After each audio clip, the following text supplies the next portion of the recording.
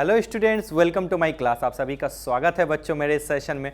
Previous class में मैंने theories बताई थी आपको इस चैप्टर के रिगार्डिंग, और मैंने आपसे प्रॉमिस किया था कि कुछ क्वेश्चंस भी मैं लाऊंगा जिससे कि हमारा जो थ्योरी है उस कम्प्लीटली वॉशअप हो जाए, और कैसे क्वेश्चन पे अटैक करना और कितने अच्छे क्वेश्चंस आ सकते हैं वो सारे लेवल को मैंने इंट्रोड्यूस किया है। तो चलो क्वेश्चन आंसर राउंड स्टार्ट करते हैं फर्स्ट क्वेश्चन के साथ। ये क्या है क्वेश्चन बच्चों, थोड़ा टफ दिख रहा होगा, डोंट गेट पजल्ड, मैं इसे इजी कर दूंगा, और इस पे काफी अच्छे कंसेप्ट भी दिए हुए हैं जो काफी ज्यादा इंपॉर्टेंट है। What is given here?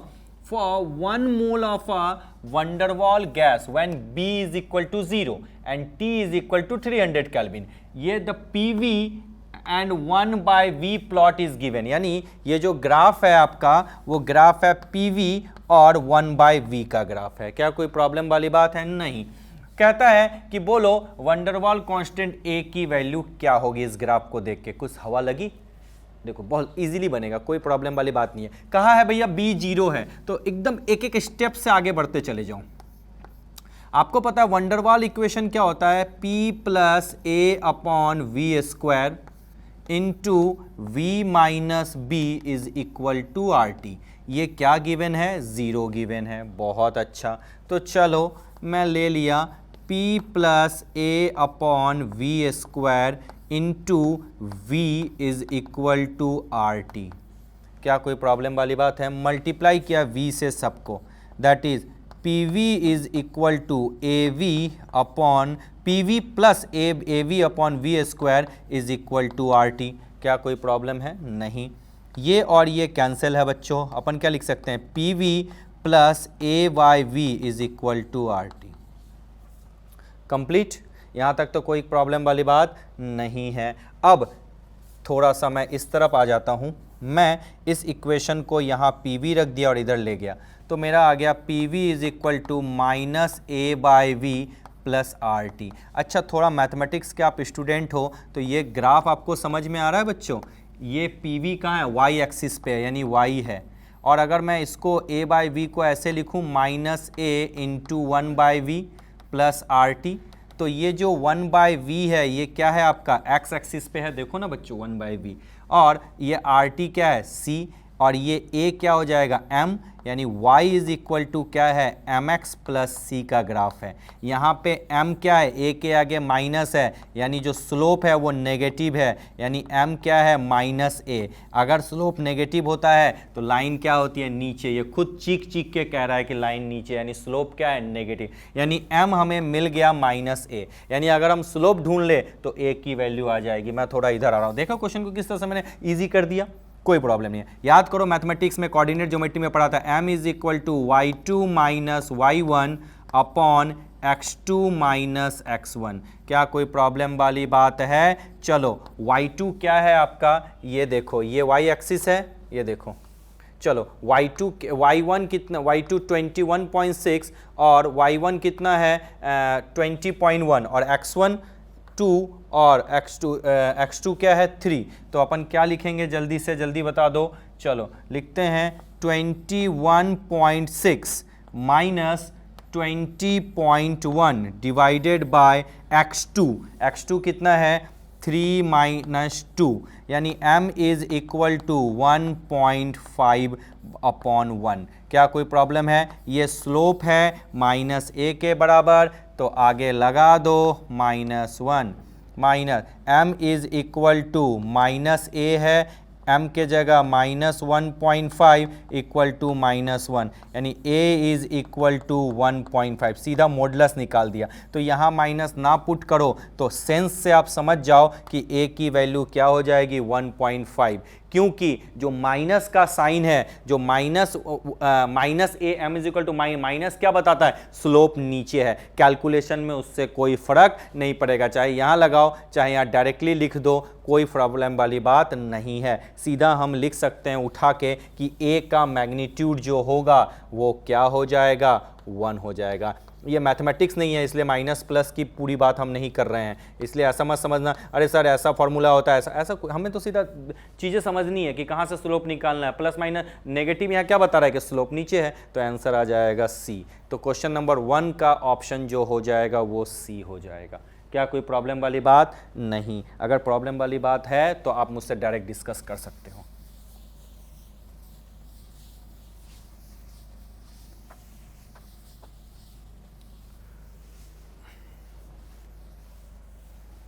चलो अब आ जाओ क्वेश्चन नंबर 2 की तरफ। क्वेश्चन नंबर 2, अरे वाह बहुत अच्छा, ये बहुत अच्छा क्वेश्चन है, थ्योरी बेस्ड क्वेश्चन है। कहता है अ बोतल ऑफ ड्राई अमोनिया एंड अ बोतल ऑफ ड्राई हाइड्रोजन क्लोराइड। एक जो है बोतल है ड्राई अमोनिया का, ये ऐसा एक बोतल है, बहुत अच्छी बात है, ठीक है। एंड अ बोतल ऑफ, ये भी एक ऐसा बोतल है भैया, ये भी मुझे बोतल दिख गया। चलो इस बोतल में आपका क्या गिवन है, ड्राई अमोनिया, और इस बोतल में आपका क्या गिवन है, dry HCl connected through a long tube are open simultaneously at both end. अच्छा, इसको क्या कर दिया गया, एक लॉन्ग ट्यूब से कनेक्ट कर दिया गया है जो दोनों एंड पे क्या है, ओपन है। बहुत अच्छी बात है, जैसा क्वेश्चन बोल रहा है बिल्कुल मैं उसकी बात चुपचाप से सुन रहा हूँ और आपको मैं बिल्कुल बताए जा रहा हूँ, बहुत अच्छी बात है। अब कहता है कि both in the white ammonium chloride ring first formed will be. अब जो है आपको पता है एक तरफ से NH3 जा रहा है बिल्कुल, और दूसरी तरफ से क्या हो रहा है, HCl आ रहा है। सबको पता है कि NH3 और HCl ये दोनों ऐड होके क्या बनते हैं बच्चों, जल्दी बता दो, NH4Cl बनते हैं। इसमें तो कोई दो राय नहीं है, बिल्कुल सही, इसमें दो और राय तो हो ही नहीं सकती। चलो अब पूछता है ये NH4Cl किस साइड सबसे जल्दी दिखेगा। मैंने मान लिया कि यहां दिख गया, अब मुझे नहीं पता कहां दिखेगा, अब किस साइड दिखेगा, क्या NH3 के पास दिखेगा, क्या HCl के पास दिखेगा, या बीच में दिखेगा। अच्छा आपको पता है कि NH3 एंटर किया तो यानी जो जल्दी ट्रेवल करेगा वो उसको देखना है। आपको पता है NH3 और HCl, NH3 का मॉलिक्यूलर मास कितना होता है बच्चों, 17 ग्राम, बहुत इजी है। चलो, और अगर मैं HCl की बात करूं तो इसका कितना होता है, 36.5 ग्राम।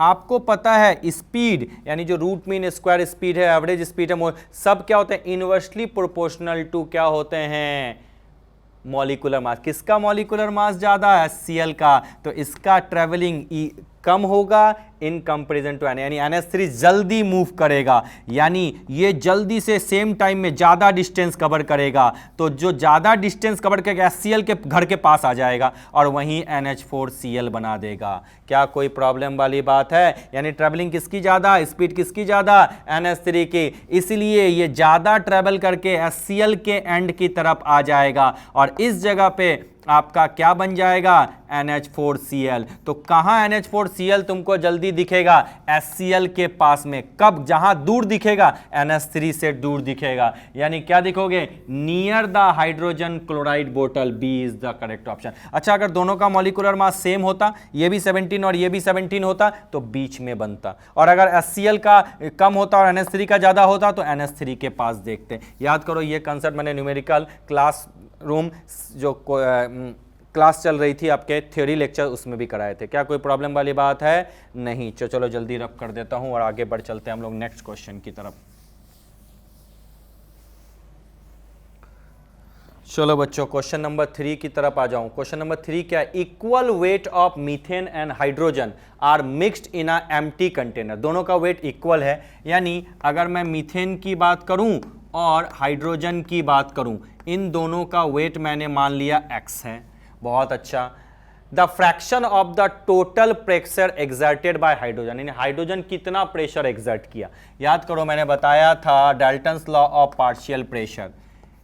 Partial pressure of any gas A is equal to mole fraction of A into total pressure. तो हाइड्रोजन का क्या हो जाएगा, mole fraction of hydrogen into total pressure, यही तो होगा।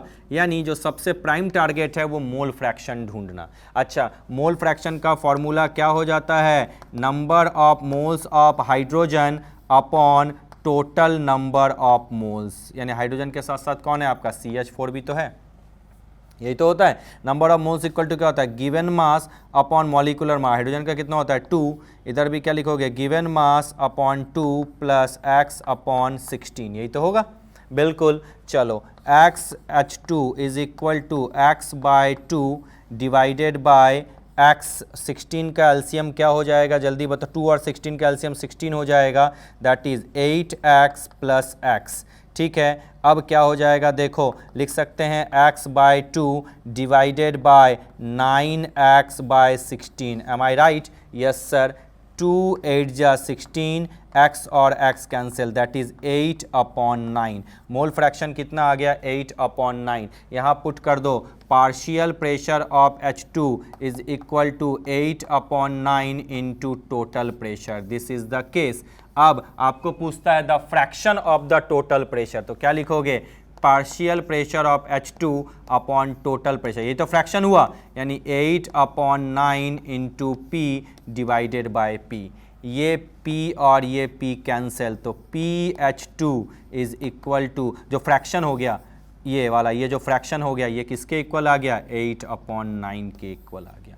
कहाँ कोई प्रॉब्लम वाली बात है बच्चों? बिल्कुल एक एक स्टेप से मैंने बिल्कुल थ्योरी रखी है, कोई भी नई चीज़ नहीं बताई जो मैंने पढ़ाया नहीं होगा आपको। चलो इसका आंसर क्या हो जाएगा, बी। क्वेश्चन नंबर 3 का ऑप्शन हो जाएगा B. B is the correct option for question number 3। Now I am going to rub this part, इसको मैं रब करता हूँ और आगे बढ़ चलते हैं नेक्स्ट क्वेश्चन की तरफ। क्वेश्चन नंबर 4 क्या है? क्वेश्चन नंबर 4 एक बार पढ़ लें बच्चों। यस, द कंप्रेशन फैक्टर यानी जेट की वैल्यू दी हुई है for 1 mole of van der Waals gas at 0 degree Celsius and 100 ATM pressure is found to be 0.5। अच्छा, इसमें जो है आपका क्या दिया हुआ है, जेड की वैल्यू दी हुई है 0.5। किस टेम्परेचर पे, 0 डिग्री मतलब 273 केल्विन पे दिया हुआ है। अच्छा, प्रेशर कितना है जल्दी बता दो बच्चों, 100 ATM प्रेशर भी गिवन है। वाह, ओके। उसके बाद क्या बोलता है, बस इतना ही दिया हुआ है, assuming that the volume of a gas molecule negligible है। अच्छा, यानी कह दिया है साफ सुंदर लफ्जों में बी की वैल्यू 0 है, तो कहता है वंडरवॉल कांस्टेंट ए की वैल्यू ढूंढो, यही तो पूछा है। चलो, जेड इज इक्वल टू क्या होता है जल्दी बता दो। क्वेश्चन में 1 मोल पूछा है ना, तो बहुत अच्छा। जेड इज इक्वल टू क्या होता है, PV अपॉन RT, यानी PV अपॉन RT की वैल्यू 0.5 दिया हुआ है। चलो इतना आपको पता है। अब क्या करेंगे, वंडरवॉल गैस इक्वेशन लगा दो। वंडरवॉल गैस इक्वेशन क्या होता है, P + A upon V² into V - B is equal to RT होता है क्या? ये तो 0 है लिखा हुआ है। चलो अब क्या लिखेंगे जल्दी बता दो, P + A upon V² into V is equal to RT। बहुत अच्छा, चलो मैं इस तरफ आ जा रहा हूँ, दिख रहा है क्या? चलो हम लिखेंगे PV + AV, डायरेक्ट लिख दिया ना, V से मल्टीप्लाई किया, इज इक्वल टू RT। इसमें तो कोई प्रॉब्लम वाली बात नहीं है। चलो वो सेम इक्वेशन आ गया जो क्वेश्चन नंबर 1 में था, लेकिन अब उसको थोड़ा मॉडिफाइड करना है, इस बार ग्राफ नहीं है, तो RT से डिवाइड कर दो। क्या लिखोगे, PV अपॉन RT डिवाइड किया plus A upon VRT equal to RT upon RT divide कर दिया ना सब तरफ से। ये क्या हो जाएगा 1, ये क्या हो जाएगा 0.5। देखो PV अपॉन RT की वैल्यू 0.5 है, तो A upon VRT is equal to 1 - 0.5 लिख सकते हैं, क्योंकि इसकी वैल्यू क्या है 0.5। तो चलो A upon VRT is equal to क्या हो जाएगा 0.5। क्या कोई प्रॉब्लम वाली बात है? नहीं, बाकी का काम तुम मुझसे अच्छा जानते हो। P A V की value A is equal to क्या हो जाएगा 0.5 इंटू VRT। R पता है, बिल्कुल R सबको पता है। टेम्परेचर पता है, बिल्कुल। अच्छा, V की वैल्यू क्या हो जाएगी? अच्छा, V की वैल्यू यहाँ से ढूंढ सकते हैं क्या? बिल्कुल ढूंढ सकते हैं। चलो PV अपॉन RT दिया हुआ है आपका 0.5, तो भैया PV इज इक्वल टू क्या हो जाएगा 0.5 RT और V इज इक्वल टू क्या हो जाएगा 0.5 RT अपॉन P। क्या लिख सकते हैं क्या? तो A इज इक्वल टू लिखोगे 0.5 इंटू 0.5 RT अपॉन P और फिर से RT बचा हुआ है। सारा डेटा आपका गिवन है, कोई दिक्कत तो नहीं है ना। ये 0.5 RT, PV is equal to NRT करके भी लिख सकते हो, ऐसा नहीं कि मेरा वाला ही टेक्निक यूज़ करो, कुछ भी कर लो। ये 0.5 RT अपॉन P मल्टीप्लाई कर दो। R की वैल्यू पता है, T की वैल्यू पता है, P की वैल्यू भी पता है, तो A सॉल्व हो जाएगा और A सॉल्व करके आंसर आ जाएगा आपका। सॉल्व कर लेना, D is the correct option. So for question number 4 D is the correct option. क्या कोई प्रॉब्लम वाली बात है? नहीं। तो चलो बच्चों, समय बिना बर्बाद किए आगे बढ़ चलते हैं। अगर कोई डाउट हो तो you can easily approach to me. Now let's move to the next question. What is the next question here? That is the question number 5. क्या given है question number 5 में? An evacuated glass vessel weighing 500 gram when empty. अच्छा, एक glass vessel है, मैंने मान लिया इस तरीके का दिया हुआ होगा भैया। ये जो है ना, इसका मास है 50 ग्राम। ओके, अब बोलता है जब इसको फिल्ड कर दिया गया लिक्विड के साथ, इसमें लिक्विड मैंने फिल कर दिया, तो भैया अब इसका मास हो गया 148 ग्राम। कितना गिवन है? अब जो कंप्लीट मास है 148 ग्राम है। कोई प्रॉब्लम वाली बात है? नहीं। तो भैया लिक्विड का मास क्या हो जाएगा?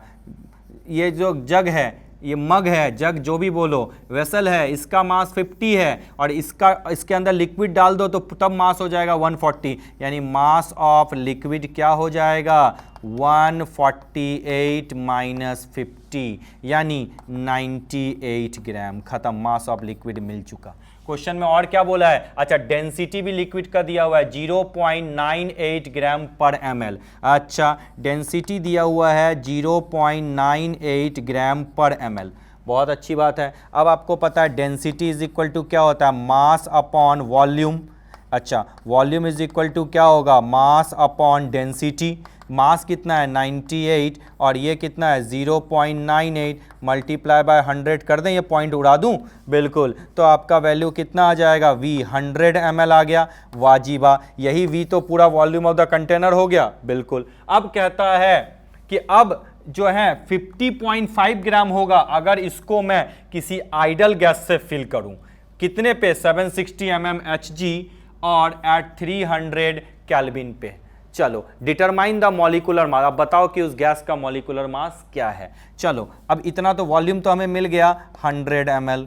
बहुत अच्छी बात है। मास ऑफ द जो गैस है वो क्या हो जाएगा? 50 तो इसका है और इसमें गैस डाला तो 50.5 हो गया। तो मास ऑफ द गैस जो होगा अब ये सेकेंड पार्ट है, हो जाएगा 50.5 माइनस 50 यानी 0.5 ग्राम। बहुत अच्छी बात है, मास ऑफ द गैस आ गया। प्रेशर कितना दिया हुआ है? 760 mm ऑफ Hg। इसको यानी प्रेशर कितना दिया हुआ है? 1 atm।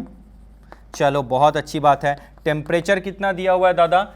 300 केल्विन। टेम्परेचर 300 केल्विन दिया हुआ, यानी सारा डेटा इस गैस का मिल गया। तो बोलो जो वो गैस है वो कौन है? उस गैस का मॉलिक्यूलर मास बताओ। तो अब तो मुझसे अच्छा तुम जानते हो, PV is equal to nRT होता है। P के जगह 1, V के जगह 100 ml है तो 100 अपॉन क्या कर दो? 1000 लीटर में बदल गया। N के जगह गिवन मास अपॉन मोलर मास, R के जगह 0.0821 और टेम्परेचर के जगह 300। तो लिखोगे 100, ये कैंसिल कर देता हूँ, ज़्यादा बेटर है। ये 0 यानी 1/10 is equal to given mass कितना है भैया? 0.5। मॉलिक्यूलर मास m है इंटू 0.0821 इंटू 300। क्या अब इस इक्वेशन को m के लिए सॉल्व नहीं कर सकते क्या? अरे सर जी बिल्कुल कर सकते हैं। It's so simple, you can easily do. अब इसको सॉल्व करने के बाद जो आंसर आ जाएगा that is the B is the correct option for this question. Now I am going to rub this part. I hope आपने नोट डाउन कर चुके होंगे। एक बार वीडियो पॉज कर लो, अगर आपको समझ में नहीं आया तो एक बार आप और एक बार मेरे वर्ड्स को सुन लो। चलो, मैं रब कर रहा हूँ और नेक्स्ट क्वेश्चन की तरफ बढ़ चलते हैं बच्चों। What is the next question? Just think on it. Think तो बाद में करोगे, मैं एक बार सो तो कर लूँ। The next question here, the question number 6। What is given? बहुत बिग क्वेश्चन है, थोड़ा सा एक बार रीड करो। बहुत अच्छा क्वेश्चन है। इसमें क्या है जानते हो? इसमें मैंने आपको इक्विलिब्रियम पढ़ाया नहीं है तो थोड़ा आपको टफ लगेगा, बट कर लो। कंपटीशन में तो सारा चैप्टर पढ़ ही चुके होगे, इसलिए मैंने इसको इंक्लूड कर दिया। चलो, ये है Cl2। Okay, the composition of the equilibrium mixture which is attend at 1200 degree Celsius is determined by measuring the rate of effusion through a pinhole. It is observed that at 1.80 mmHg pressure, the mixture effuses 1.16 time as fast as krypton effuses under the same condition. अच्छा, पहला तो भैया बोल दिया है कि जो mixture है, यानी मिक्सचर में कौन है? ये Cl2 2Cl बना, ये जो है इसका 1.1 कितना है? 1.16 टाइम ज़्यादा। अरे वाह, ये दिया हुआ है। अच्छा, तो आर मिक्सिंग ये आपका रिलेशन पहला दिया हुआ है, चलो बहुत अच्छी बात है। अब आपको पता है R mix upon R K R is equal to क्या होगा, M K R upon M mix, यानी मिक्सचर का मॉलिक्यूलर मास। और इसके जगह पे हम लोग क्या लिखेंगे, 1.16 is equal to root under molecular mass of krypton upon M mix. क्या कोई प्रॉब्लम वाली बात है? नहीं। अब ये इधर जाके रूट आ जाएगा, m 1.16 इंटू 1.16 मल्टीप्लाई हो गया ना, equal to m krypton upon m mix. क्या इसको हम सॉल्व कर सकते हैं for m mix? Molecular mass of krypton आप जानते ही हो, तो भैया m molecular mass of mixture आपका आ जाएगा अराउंड 62.4। आप घर पे सॉल्व कर लेना, कोई प्रॉब्लम वाली बात नहीं है। चलो यहाँ से मॉलिक्यूलर मास हमको मिल चुका। अब कहता है कि बोलो calculate the fraction of chlorine molecule dissociate into atom. कितने क्लोरीन मॉलिक्यूल जो है डिसोसिएट हुए हैं एटम्स में? तो चलो Cl2 ये इक्विलिब्रियम है, 2Cl में डिसोसिएट हुए हैं। जब time t is equal to 0 था, मैंने माना इसके 1 थे और इसके 0 थे। जब time t is equal to t equilibrium हुआ, ये 1 माइनस अल्फा और ये हो गया 2 माइनस अल्फा। तो लिखेंगे total number of moles at equilibrium. क्या हो जाएगा, 1 माइनस अल्फा प्लस 2 अल्फा, क्या हो जाएगा 1 प्लस अल्फा। क्या कोई दिक्कत वाली बात है? टोटल नंबर ऑफ मोल्स हमें मिल चुका है, बहुत अच्छी बात है।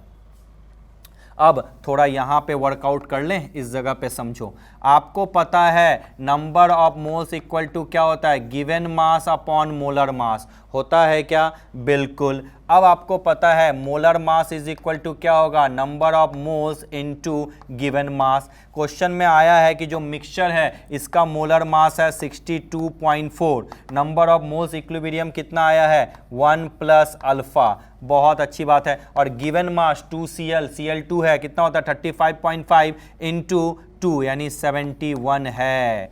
क्या कोई दिक्कत वाली बात है? यानी अब इसको मैं यहाँ से रफ कर देता हूँ, नीचे नीचे सॉल्व कर देते हैं।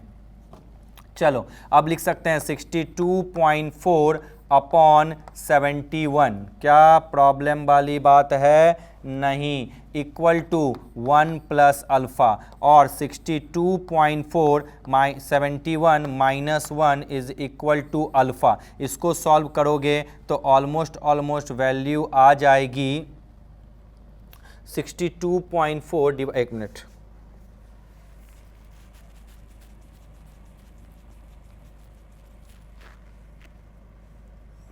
ये थोड़ा उल्टा लिख दिया मैंने, आई होप सो। हाँ, n इज इक्वल टू हम लिखते हैं given mass into molar mass, तो ये उल्टा लिख दिया ना बच्चों। तो molar mass is equal to N upon, यहाँ थोड़ा सा sorry pardon, N is equal to given mass upon molar mass. चलो तो given mass is equal to क्या होगा, एन इंटू मोलर मास, ये उल्टा लिख दिया था ना। चलो अब मैं अगर बात करूं कि भैया एन की वैल्यू कितनी है, 1 प्लस अल्फा। क्या कोई दिक्कत वाली बात है? चलो अब m मोलर मास कितना है भैया, 71 होता है Cl2 का। ये जो मॉलिक्यूलर मास ऑफ मिक्सिंग है यानी ये गिवन मास है, यानी 62.4 था। ठीक है, अब लिखो 62.4 डिवाइडेड बाय 71, सॉरी मैं थोड़ा मिस कर दिया था, 1 प्लस अल्फा। क्या कोई प्रॉब्लम वाली बात है? नहीं। 62.4 अपॉन 70, फिर से उल्टा कर दिया मैंने, सॉरी पार्डन। ये आपका गिवन है, मॉलिक्यूलर मास ऑफ मिक्सिंग आया था ना 62.4, और गिवन मास यहाँ पे क्या हो जाएगा 71। अब आ जाएगा 71 upon 62.4 is equal to 1 plus alpha. Then 71 upon 62.4 minus 1 is equal to alpha. क्या कोई दिक्कत वाली बात है? अब इसको अगर डिवाइड करोगे तो आ जाता है 1.14 minus 1 is equal to alpha, तो अल्फा इज इक्वल टू आ जाएगा 0.14। पार्डन माय फ्रेंड, यहाँ पे मैंने थोड़ी सी मिस्टेक कर दी थी, थोड़ा ध्यान से मेरा निकल गया था, I am so sorry. n is equal to W upon M, W is equal to n into M. M given है 62.4 एंड गिवन Cl2 है 71, 35.5 इंटू 2 71। अब आ जाएगा अल्फा इज इक्वल टू 0.14, यानी आंसर हो जाएगा क्वेश्चन नंबर 6 का A option. चलो आई होप आपको ये चीज़ समझ में आ गई होगी। अगर नहीं समझ में आया तो कोई प्रॉब्लम नहीं है, इक्विलिब्रियम जब मैं पढ़ाऊंगा तो आपको और इजीली समझ में आ चुका होगा। चलो अब आगे बढ़ते हैं बच्चों, क्वेश्चन नंबर 7 की तरफ बढ़ चलते हैं। क्या है क्वेश्चन नंबर 7, देख लो। अ 4:1 molar mixture of helium and CH4 is contained in a vessel eight 20 bar pressure. Due to hole in the vessel, the gas mixture leaks out.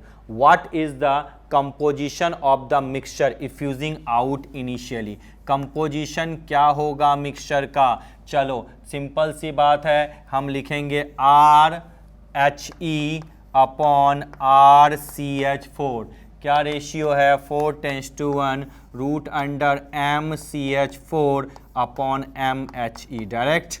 चलो RHE upon RCH4 is equal to 4 upon MCH4 16 upon helium का कितना होता है molecular mass? 4 4 जा 16। चलो RHE upon RCH4 is equal to 4 का root होता है 2, 4 का रूट होता है square root of 4 is equal to 2 upon 1 यानी 8:1 आंसर आ गया। क्या कोई प्रॉब्लम वाली बात नहीं है? तो आंसर क्या हो जाएगा क्वेश्चन नंबर 7 का? C is the correct option. Now I am going to rub this part बच्चों and let's move to the next segment. क्या है नेक्स्ट क्वेश्चन, उस चीज को समझ लो। क्वेश्चन नंबर 8 बहुत बड़ा क्वेश्चन दिख रहा है लेकिन कुछ खास नहीं है। कहता है a gas bulb of 1 litre capacity contains 2 × 10⁻21 molecules of nitrogen exerting a pressure of 7.57 × 10⁻3। तो चलो प्रेशर कितना दिया हुआ है? 7.57 × 10⁻3 न्यूटन पर मीटर स्क्वायर। बहुत अच्छा। Calculate the root mean square speed, यानी CRMS हमको ढूंढना है। इसका फॉर्मूला होता है root under 3RT upon m। चलो and the temperature of the gas molecules, यानी ये T भी ढूंढना है हमको। चलो if the ratio of the most probable speed to the root mean square speed is 0.82 यानी VMP most probable speed upon CRMS is equal to क्या दिया हुआ है बच्चों? 0.82। If the ratio of the most probable speed to the root mean square speed is 0.82, calculate the most probable speed for this molecule, यानी VMP भी आपको ढूंढना है। यानी 3 चीज़ें आपको ढूंढनी है आंसर में, CRMS और VMP की वैल्यू आपको ढूंढ के बतानी। तो सबसे पहले क्या टारगेट पड़ता है? टेम्परेचर ढूंढना। हमें पता है PV इज इक्वल टू क्या होता है बच्चों? nRT। क्या कोई प्रॉब्लम वाली बात है? नहीं। P कितना दिया हुआ है? 7.57 × 10⁻3। वॉल्यूम कितना दिया हुआ है? 1 लीटर। मीटर क्यूब में चेंज करना होगा क्योंकि ये भी मीटर स्क्वायर में है, तो 10⁻³ n कितना दिया हुआ है? Yes, n is equal to होता है नंबर और given number of molecules upon Avogadro number. ये तो जानते हो, पढ़ाया था ना। यस, इससे नंबर ऑफ मॉलिक्यूल्स निकल गया। R की वैल्यू क्या डालनी पड़ेगी? 8.314 × टेम्परेचर। क्या कोई दिक्कत वाली बात है? नहीं। अब आप इजीली इसको सॉल्व करके क्या टेम्परेचर नहीं ढूंढ सकते क्या? बिल्कुल ढूंढ सकते हैं। जब टेम्परेचर ढूंढ लो तो R की वैल्यू यहाँ पता ही है, T की टेम्परेचर यहाँ से आ जाएगी, और मॉलिक्यूलर मास जो आपका होता है नाइट्रोजन का 28 ग्राम होता है। तो क्या CRMS नहीं निकलेगा क्या? बिल्कुल निकल जाएगा। अब आपको पता है VMP इज इक्वल टू क्या हो जाएगा? 0.82 × CRMS। CRMS आपका निकल गया तो 0.82 से मल्टीप्लाई कर दो, तो क्या VMP नहीं निकलेगा? और अगर ये फार्मूला नहीं लगाना चाहते हो तो डायरेक्ट लगा दो, VMP is equal to root under 2RT upon m। वही बात है, T निकालो, पुट कर दो, जो इच्छा करे। तीनों का फॉर्मूला बता दिया, you will get the answer. So simple. लेकिन आ जाते हैं क्वेश्चन। तो इसको सॉल्व करने के बाद A is the correct option आएगा। सॉल्व कर लेना, ऐसा नहीं है कि हमेशा सर आपने A बताया था तो A नहीं। बच्चा सॉल्व करना आपके हाथ में है, थ्योरी बताना मेरे पास है। थ्योरी मैंने आपको बता दिया, जो ऑप्शन आएगा उसको करेक्ट करना। बट मेरे कैलकुलेशन कहता है, क्योंकि मैं देखो मेमोराइज करके तो आया नहीं हूं, जो दिमाग में है कि भैया इसका ये हो सकता है, A is the correct option. चलो बच्चों, मैं इसको रब कर रहा हूं और आगे बढ़ते हैं हम लोग क्वेश्चन नंबर 9 की तरफ। ये तो समझ में आ चुका होगा, it's not so much tough नहीं है, ठीक है। क्योंकि कभी कभी क्वेश्चंस करते करते बच्चों हमारे दिमाग में भी एटा कैमरे के सामने रेगुलर क्वेश्चंस करना इट्स कभी कभी हमें ऐसा लगता है अच्छा नहीं, इसलिए मैं कैलकुलेशन आपके लिए छोड़ देता हूं ताकि समय बच जाए। क्वेश्चन नंबर 9 की बात करूं, the average velocity at T1 and the most probable velocity at T2 of CO2 gas. अच्छा, एवरेज वेलोसिटी भी सेम है लेकिन टेम्परेचर अलग है। एवरेज वेलोसिटी दिया हुआ है 9 × 10⁴ सेंटीमीटर पर सेकेंड, कब? एट T1 टेम्परेचर पे। और मोस्ट प्रोबेबल जो स्पीड है, मोस्ट प्रोबेबल स्पीड वो आपका दिया हुआ है, वो भी दिया हुआ है 9 × 10⁴ सेंटीमीटर पर सेकेंड, लेकिन ये किस टेम्परेचर पे दिया हुआ है आपका? T2 पे। क्या कोई प्रॉब्लम वाली बात है? नहीं। तो कहता है कि बताओ T1 और T2 ढूंढो। अरे वाह, पहले तुम सेंटीमीटर को मीटर में चेंज कर लो। 9 × 10⁴ अपॉन 10⁻², यानी 9 × 10⁻² मीटर पर सेकेंड, यानी ये भी हो जाएगा 9 × 10⁻² मीटर पर सेकेंड। एक एक करके ढूंढो। चलो, अब आपको पता है एवरेज वेलोसिटी का फॉर्मूला क्या होता है? √8RT upon πm। अब T1 है, T1 ढूंढना है। एवरेज वेलोसिटी कितनी दी हुई है? 9 × 10⁻²। ये रूट इधर आके स्क्वायर हो जाएगा तो बचा क्या? 8RT1 upon πm। क्या R की वैल्यू तुम जानते हो, पाई की वैल्यू जानते हो, और मॉलिक्यूलर मास जो होता है CO2 का सबको पता है 44 ग्राम होता है। पुट कर दो तो क्या T1 नहीं आएगा क्या? बिल्कुल आ जाएगा। चलो, अब MP की वैल्यू अभी बताया था, MP की वैल्यू क्या होती है? √2RT upon m। अब MP है कितना? 9 × 10⁻²। क्या रूट को इधर लाए तो स्क्वायर हो जाएगा? 2RT upon m। क्या 2 की वैल्यू तो 2 होती है, R की वैल्यू तुम जानते हो। टेम्परेचर यहाँ क्या लिखोगे? T2, और m मतलब CO2 का मॉलिक्यूलर मास क्या होता है? 44 ग्राम। वाह जी वाह सर, इट्स सो इजी। तो क्या T2 नहीं ढूंढ सकते? बिल्कुल, कैलकुलेशन कर लो। I hope that A will be the correct option. तो ऐसे क्वेश्चंस आते हैं, कंप्लीटली कैलकुलेटिव था, मैंने थोड़ा लेंदी क्वेश्चंस लिए हैं, लेकिन डेफिनेटली ये आपको बूस्ट करेगी आपके नॉलेज को।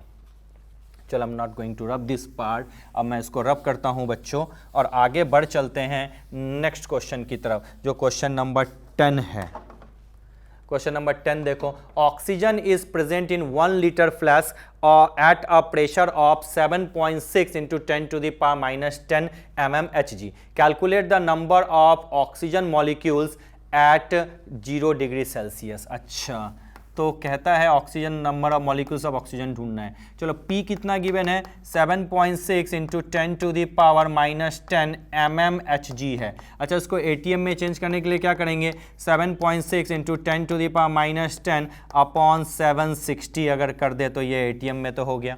बहुत अच्छा। वॉल्यूम आपका गिवन है 1 लीटर। चलो, ये भी अच्छी बात है। टेम्परेचर है 0 डिग्री सेल्सियस, मतलब 273 केल्विन है। बहुत अच्छी बात है। अब ये आपका डेटा दिया हुआ था, फॉर्मूला क्या होता है? PV = nRT।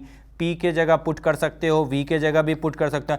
N मतलब मान लिया कि जो गिवन नंबर ऑफ मॉलिक्यूल्स निकालना है, अपॉन 6.022 × 10⁻23, यही तो होता है। याद करो, N is equal to given molecules, number of molecules upon Avogadro number. ये भी तो एक फॉर्मूला होता है नंबर ऑफ मोल्स का। Yes sir. और RT, R की वैल्यू पता है क्या होगी? R की वैल्यू यहाँ ले लेंगे 0.0821, क्योंकि सबको लीटर, ATM पर केल्विन पर मोल सबको मैंने चेंज कर दिया। टेम्परेचर आपका 273 है, पुट कर दो, you will get the answer. x की वैल्यू आ जाएगी, यानी x आपका हो जाएगा 2.7 × 10⁻10, यानी A is the correct option. I hope so बच्चों, ये क्वेश्चंस आप इजीली सॉल्व कर सकते हो। It's very simple, it's totally up to you how to solve the question. अगर आपको still if you have any doubt you can easily approach to me. So time has come, time to say bye bye. Thank you so much.